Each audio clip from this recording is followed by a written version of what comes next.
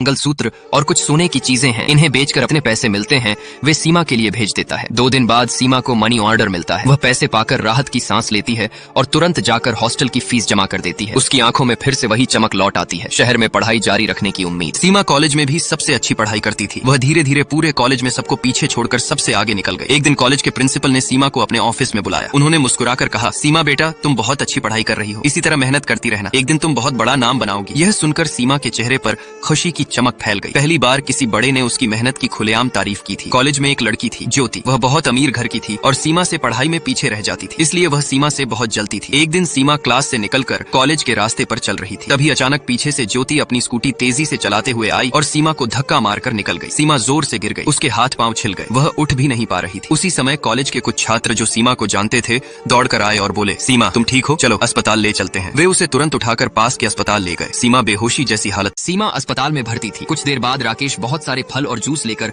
उसे देखने अस्पताल पहुंचा। वह आते ही चिंतित होकर बोला, सीमा ये कैसे हुआ? सीमा धीमी आवाज में बोली, पता नहीं, मैं रास्ते से जा रही थी, तभी किसी ने बाइक से धक्का मार दिया। उसी समय दूसरी ओर जब ज्योति को पता चला कि राकेश अस्पताल जाकर सीमा की देखभाल कर रहा है, तो वह और भी ज्यादा जलने लगी, क्योंकि ज्योति राकेश को पसंद करती थी, लेकिन राकेश उससे बिल्कुल पसंद नहीं करता था। राकेश की नजर में सिर्फ सीमा थी। यह बात ज्योति के दिल में आग की तरह भर गई। कुछ दिन बाद सीमा पूरी तरह ठीक हो गई और कॉलेज वापस आने लगी। जैसे ही वह कॉलेज पहुंची, जो छात्र पहले उसे चिढ़ाते थे उसी को देखकर दौड़ते हुए आए और बोले, सीमा कैसी हो, अब ठीक हो ना? सीमा मुस्कुराकर बोली, हाँ मैं बिल्कुल ठीक हूँ, आप सब साथ हैं तो कुछ नहीं होगा। अब वही लोग जो पहले उसे गरीब समझकर मजाक उड़ाते थे आज उसे सम्मान देने लगे। सीमा का नाम कॉलेज में बहुत बड़ा हो चुका था। राकेश दिल ही दिल में सीमा को बहुत पसंद करने लगा था। सीमा को इसका अंदाजा तक नहीं था। इस सबको दूर से देखकर ज्योति और भी जलने लगी। उसके मन में एक ही ख्याल था, जब तक सीमा यहाँ है मेरा कोई मूल्य नहीं रहेगा, मुझे कुछ करना ही पड़ेगा। और उसके